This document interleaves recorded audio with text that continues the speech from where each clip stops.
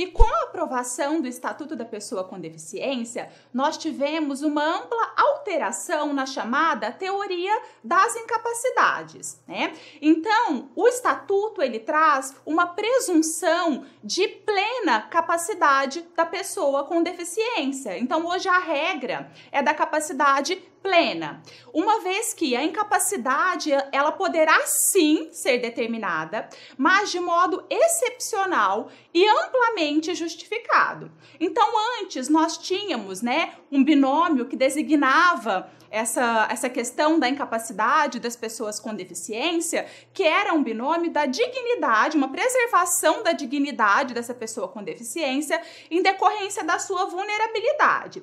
E hoje o que prevalece é um novo binômio, que é sim a preservação da dignidade dessa pessoa com deficiência, mas também o enaltecimento da liberdade dessa pessoa com deficiência. E para elucidar essa questão da regra de plena capacidade da pessoa com deficiência, eu trouxe aqui para vocês um julgado, né? Um julgado, então, após o sancionamento desse estatuto, né? Esse julgado ele é de 2019, do Tribunal de Justiça do Distrito Federal e Territórios, que foi uma ação de interdição, né, foi julgada improcedente essa ação sob a justificativa de que o estatuto, e aqui nós temos uma utilização inapropriada da terminologia, que eu acabei de mencionar para vocês, que a terminologia adequada é pessoa com deficiência, e aqui então foi utilizado o Estatuto dos Deficientes Físicos, não é essa a terminologia adequada, né? Mas enfim, não é isso que nesse momento está aqui em discussão.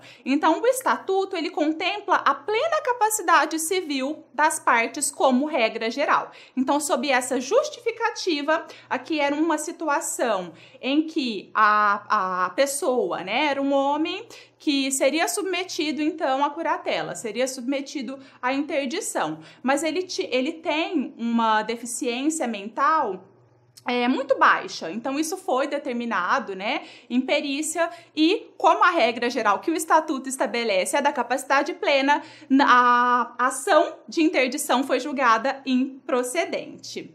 Então, a partir de toda dessas alterações que o Estatuto provocou, nós tivemos uma alteração lá no artigo 3º, né, do Código Civil, no artigo 3º e também no artigo 4º, que são os dispositivos que tratam dos absoluta e dos relativamente incapazes. Então, com relação a essa incapacidade absoluta, que está presente no artigo 3º do Código Civil, hoje apenas é considerado absolutamente incapaz aquele que ainda não completou os 16 anos de idade, os chamados menores impúberes, né? Então, nós apenas temos pessoas absolutamente incapazes em razão do critério etário. Nós não encontraremos pessoas com deficiência maiores de idade consideradas absolutamente incapazes. Então, essa foi uma grande alteração que nós tivemos em decorrência da Lei Brasileira de Inclusão.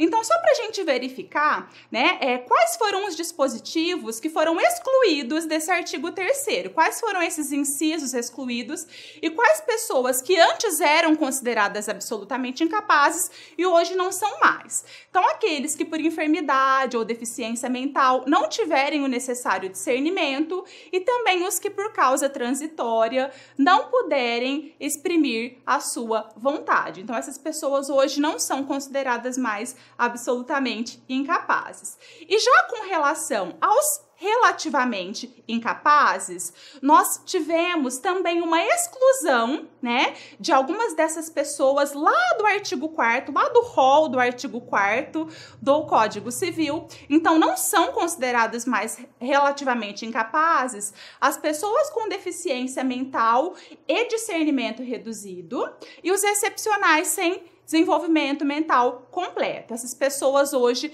elas são consideradas plenamente capazes. Então, como ficou o rol do artigo 4º do Código Civil, que trata das pessoas relativamente incapazes? Nós temos também com relação ao critério etário. Então, aqueles que já completaram 16 anos, né, mas ainda não alcançaram a maioridade civil, que acontece aos 18 anos, ou seja, os menores púberes, esses são considerados relativamente incapazes, além dos ébrios, né, dos viciados em tóxicos e também dos pródigos. Já com relação, né, a uma inovação que nós tivemos aqui nesse dispositivo, são aqueles que, por causa transitória ou permanente, não puderem exprimir a sua vontade. Então, percebam que essas pessoas, elas estavam inseridas lá no rol dos absolutamente incapazes. E após a aprovação do Estatuto da Pessoa com Deficiência, elas são consideradas, então, relativamente incapazes. Então, nós teremos como regra, né, geral, pessoas com deficiência plenamente capazes, e uma medida excepcional, apenas aquelas que não podem exprimir a sua vontade serão consideradas relativamente incapazes.